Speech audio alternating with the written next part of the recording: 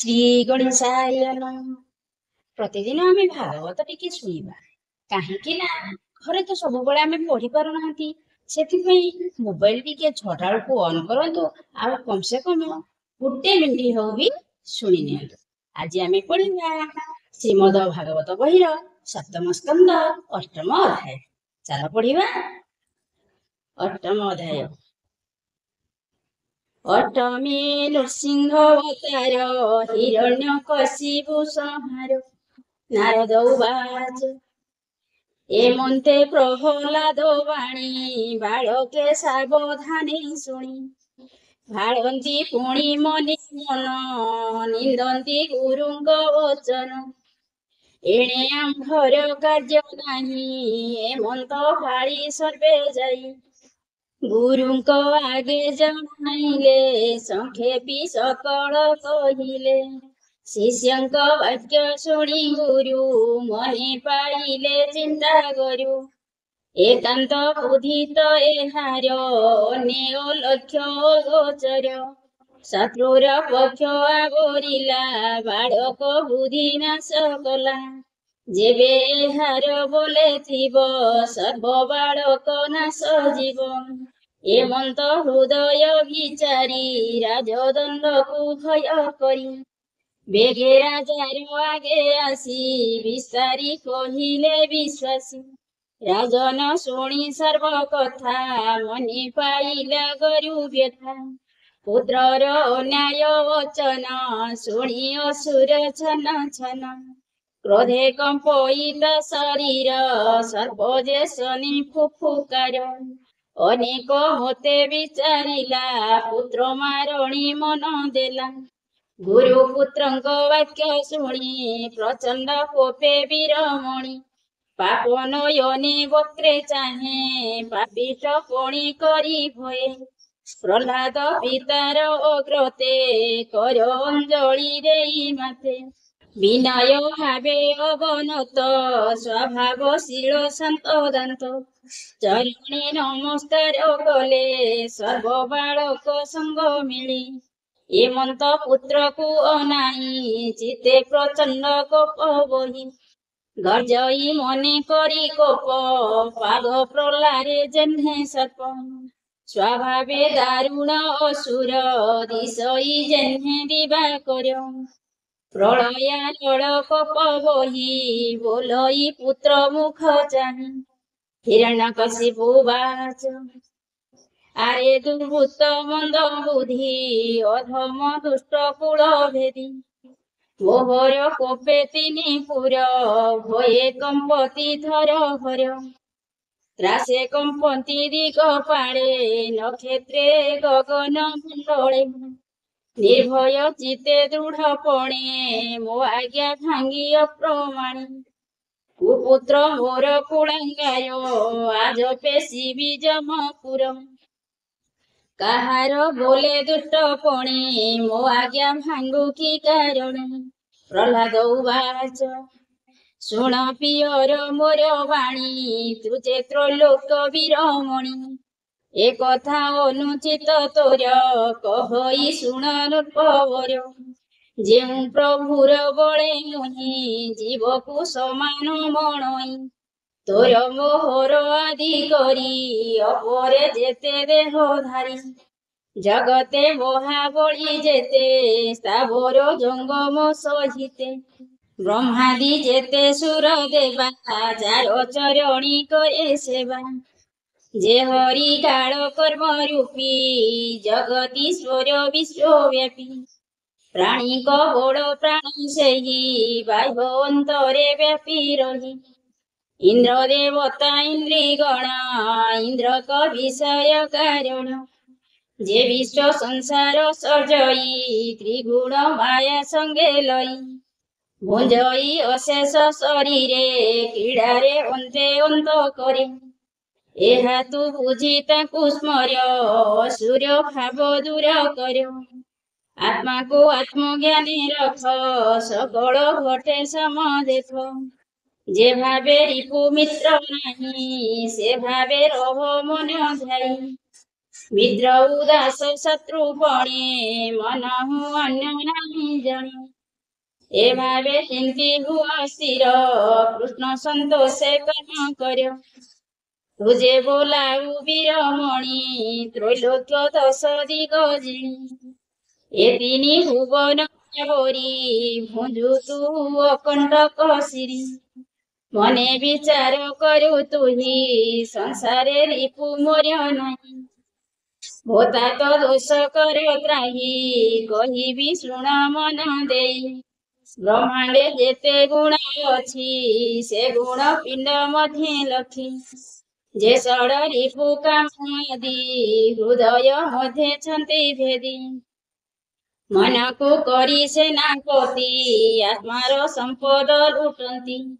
ଏ ଦୋଷ ଇନ୍ଦ୍ରି ଦିଗ ପାଳେ, ଆତ୍ମାକୁ ନାଶନ୍ତି ସମୂଳେ।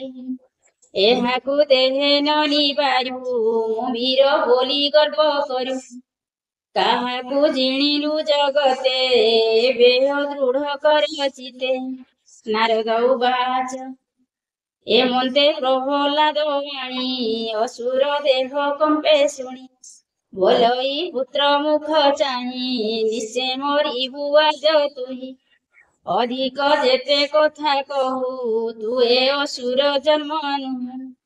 ମୃତ୍ୟୁ ଯାହାର ସନ୍ନିଧାନ, ମନୋହର ତାର ଜ୍ଞାନ।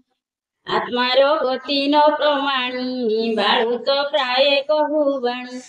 ଜୀବନେ ଆଶା ନାହିଁ ତୋର, ବଚନ କହୁ ଅଗୋଚର। ଏ ତିନି ପୁରେ ମୋ ଈଶ୍ୱର, ମତହୁଁ କେବା ଅଛି ଆର।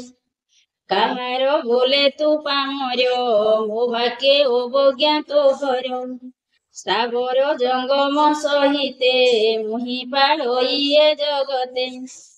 ମୋ ତହୁଁ ଯେବେ ଅଛି ଭିନେ, ଈଶ୍ୱର ଏ ତିନି ଭୁବନେ।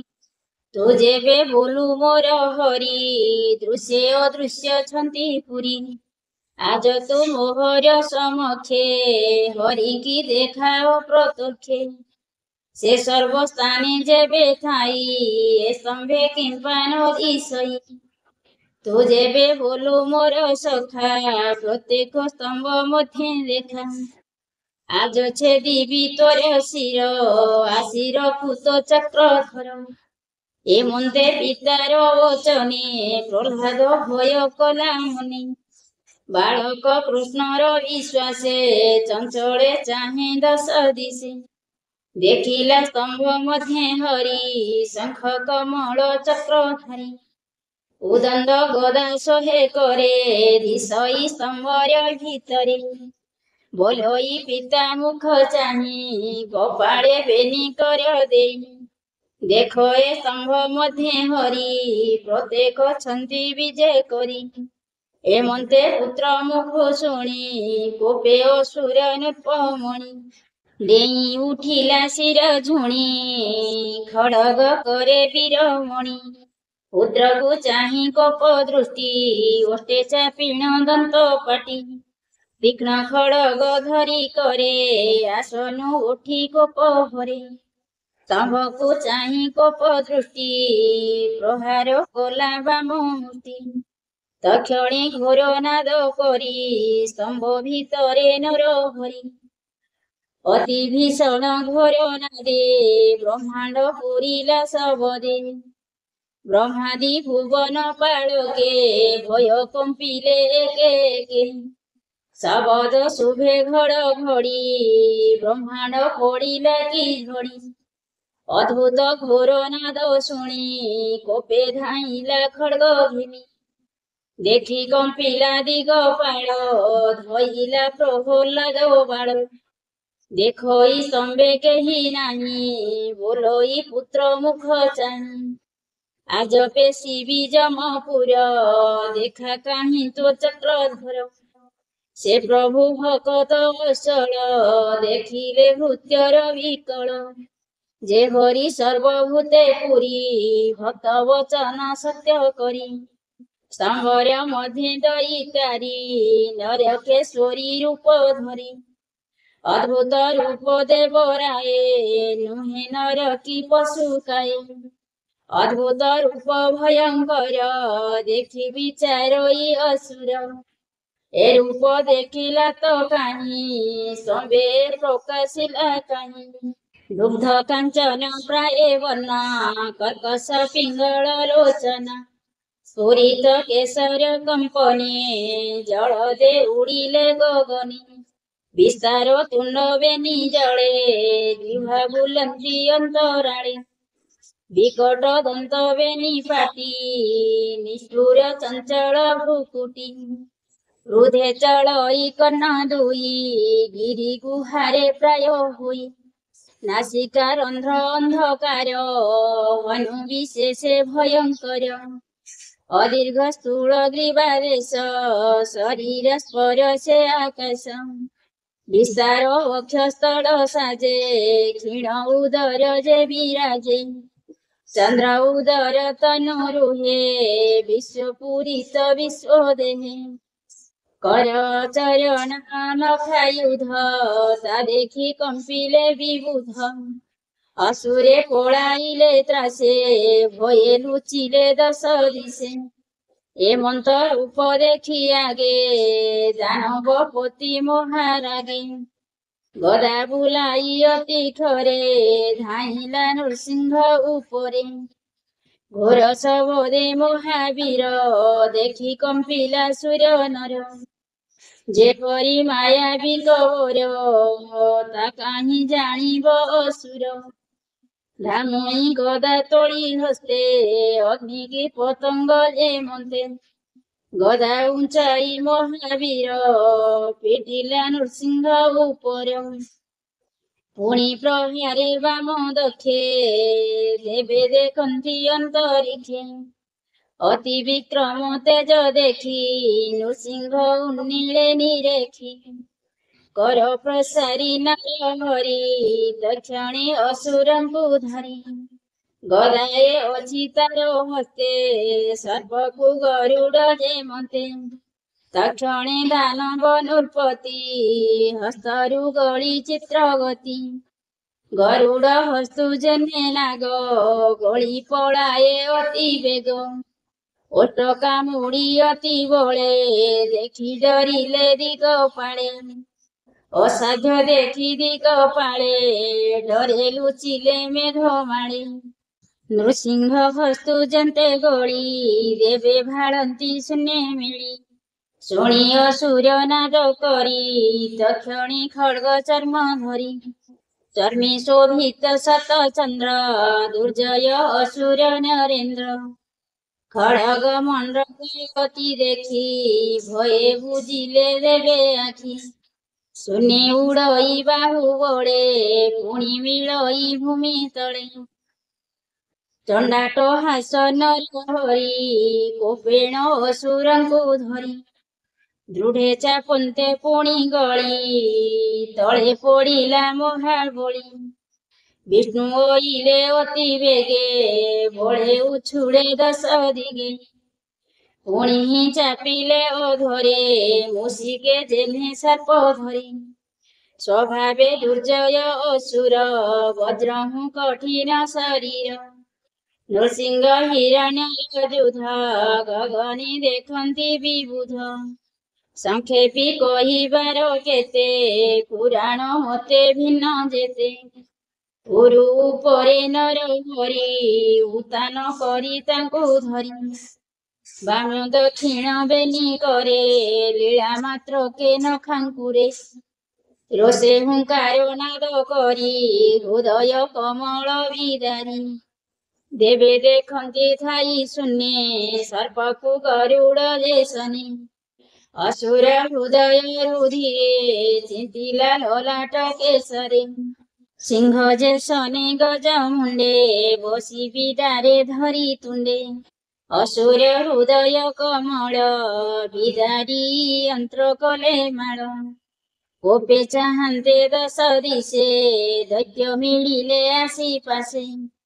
ନାନା ଆୟୁଧ ଧରି করে ପିଟିଲେ ନୃସିଂହ ଉପରେ। ତାହାଙ୍କୁ ଧରି ତତକ୍ଷଣ ନଖେ ବିଦାରି କଲେ ଋଣ।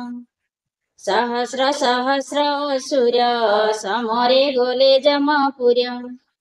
असुर बलरणे मारी कोपे धाइले नर हरि जटा कम्पन घोर बाटे मेघे उडिले शून्य पथे शब्द शुभे घडघडी गगन मार्गे पडे उडी ग्रह नक्षत्र माड माड स्वर्ग पडिले मोहितण क्रोधे चाहन्ते कोपानळे देखि डरिले दिगपाळी निःश्वास बाटे सिन्धु जल उन्नत लहरी संकुल देवे गगनु गले त्रासे गजे रडिले अष्ट दिशे श्वास क्षेपण बात बळे विमाने आकाश मण्डळे उडिले स्थान भ्रष्ट होई पाद विघाते कम्पे मोही नृसिंह शरीर पवने पर्वते उडिले गगने दिश आकाश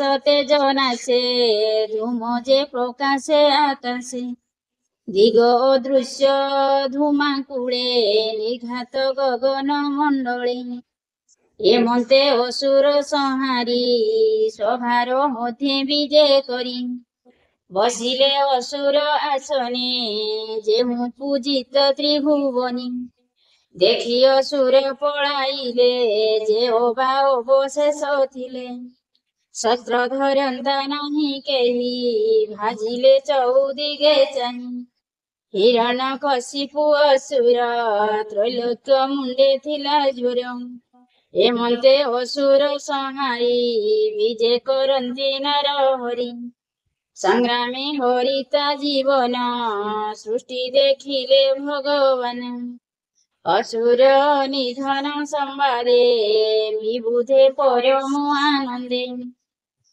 नंदन वन पुष्प तोळी शून्य सकळ देवे मिळी हरस लोचने ओ नाही मंगळ स्वरे गीत गाई मिळी सकळ सुर नारी सानंदे पुष्प वृष्टि करी शून्य असुर भये भाजी थिले जे दश दिगे हजी गगने विधान संकुळे मिळी विबुध दिगपाळे धुंदुभि वाद्य नाद कले गंधर्वे अपोसरा मिळी हरसे नृत्य गीत करी चित आनंदे मोद भरी ब्रह्मा शंकर इंद्र तुले ऋषिये पितृ सिद्ध मिळी उरग विद्याधर गण मनुए प्रजापति पुण मिलिले गृहक चारण यक्ष कि पुरुष एमान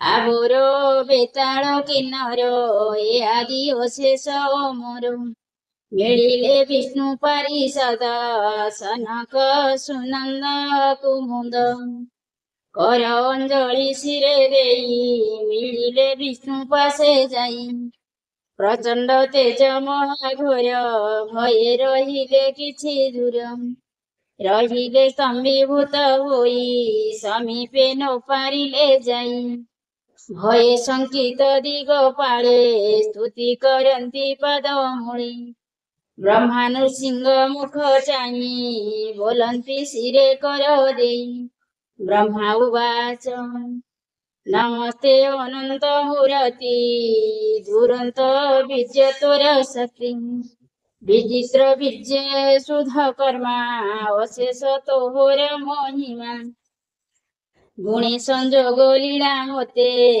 संहार सृष्टि स्थिति अच्छे अशेष तोहर महिमा के कहि पारे गुण सीमा रुद्र उवाच जुगान्त काल तोर कोप स्वभावे असुर अळप हे प्रभु भक्त वत्सल दुष्ट असुर विनाशिल ता पुत्र भक्त प्रह्लाद आस्ताने इछि तुम्भ पाद ता सम भक्त केहि नाही रखता हंगु भाव ग्राही ए सर्व तोहर किंकर जगत तोर लीला घोर इंद्र अंजलि शिरे देई बोले नृसिंह कर त्राही इंद्र उवाच ए मोहासुर अति वेगे जज्ञा घर विभागे ବଳେ ଭୁଞ୍ଜାଇ ଆକର୍ଷି ଆମ୍ଭ ହୃଦୟ ପଦ୍ମେ ପଶି।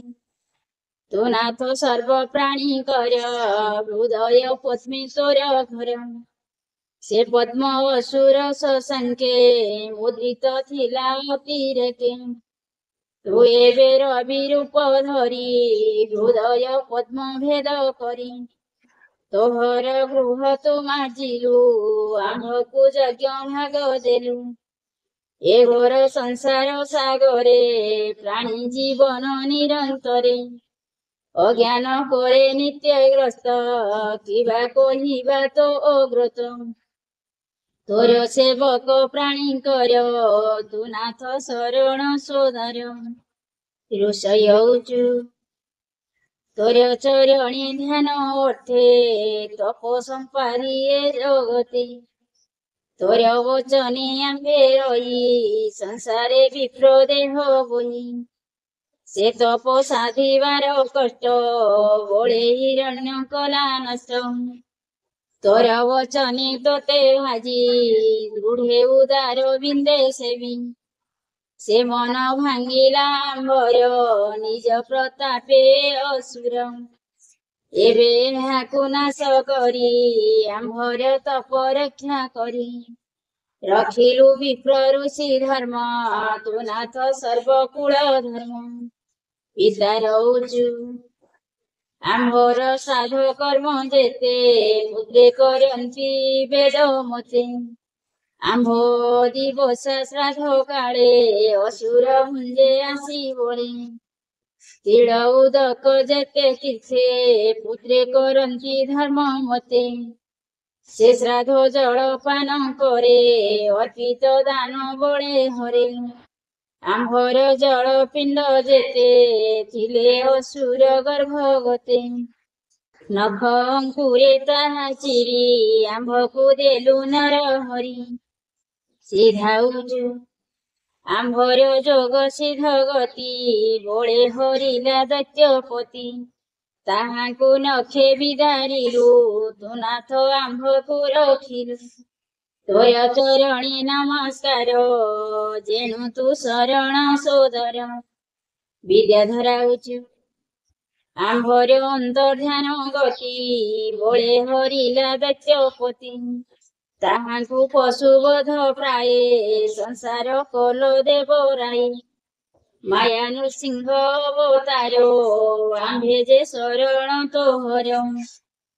ନା ଗାଉଛୁ ଆମ୍ଭ ଫଣାରେ ଯେତେ ମଣି ଯେ ଗୃହେ ଉତ୍ତମ ରମଣୀ। ସର୍ବ ଭରିଲା ବାହୁ ବଳେ ଅଜେୟ ଭୁବନ ମଣ୍ଡଳୀ। ସେ ଭୟ ନିବାରି ଗୋବିନ୍ଦ ଆମ୍ଭକୁ ଦେଲୁ ତୁ ଆନନ୍ଦ। ତୁ ନାଥ ସଂସାର ଉଧର ତୋର ଚରଣୀ ନମସ୍କାର। ମନ ବହୁଛୁ ବିଧାତା ବଂଶେ ଅବତରି ତୋହର ଆଜ୍ଞା ଶିରେ ଧରି।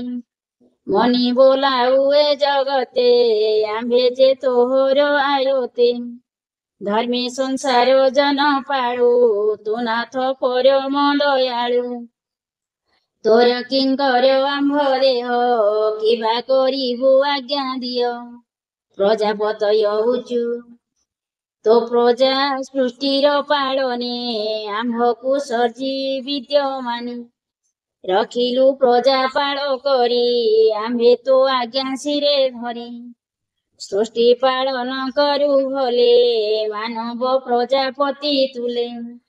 ଅସୁର ଭୟ ଚିତେ ବହି ସ୍ଥାନେ ନ ପାରୁ ଆମ୍ଭେ ରହି। ସେ ବୀର ତୋର ନଖ ଘାତେ ମଣି ଶୋଇଲା ଭୂମି ଗତେ।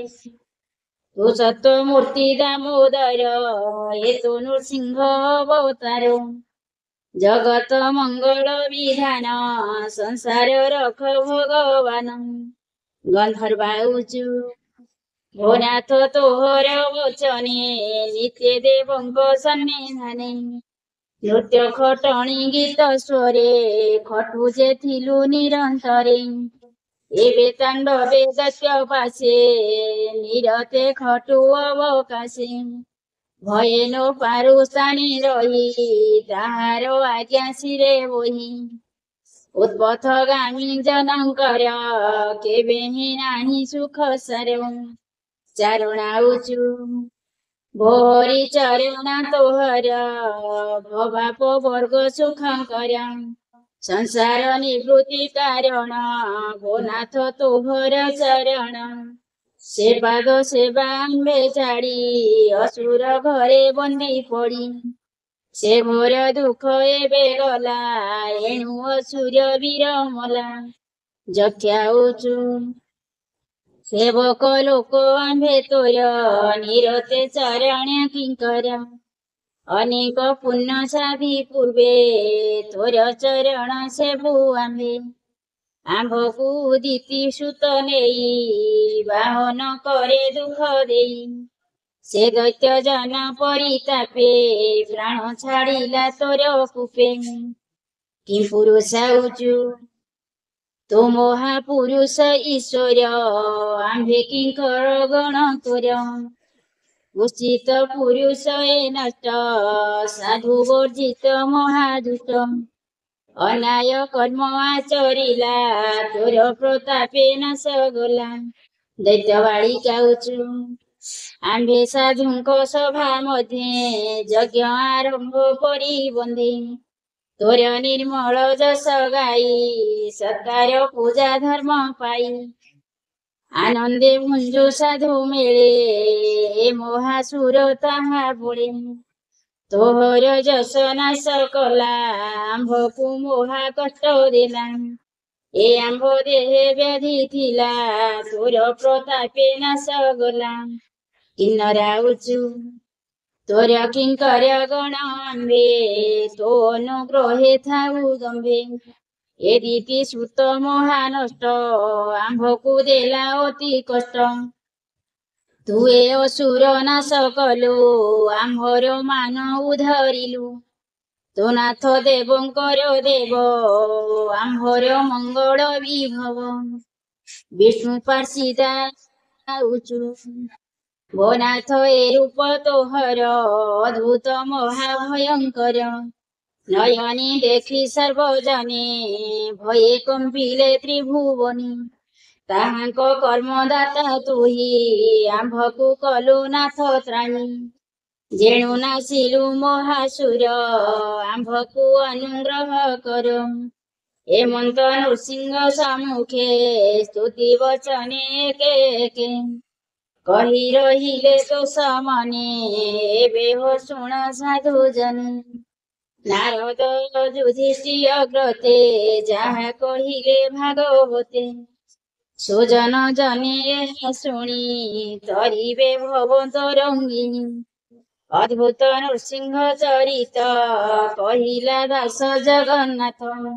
ଇତି ଶ୍ରୀମଦ୍ ଭାଗବତେ ମହାପୁରାଣେ ପାରମହଂସ ସହିତେ ସପ୍ତମ ସ୍କନ୍ଧେ ପ୍ରହ୍ଲାଦାनुचरिते दैत्यराज बोधे नृसिंह हस्ते वो नाम अष्टमोऽध्याय।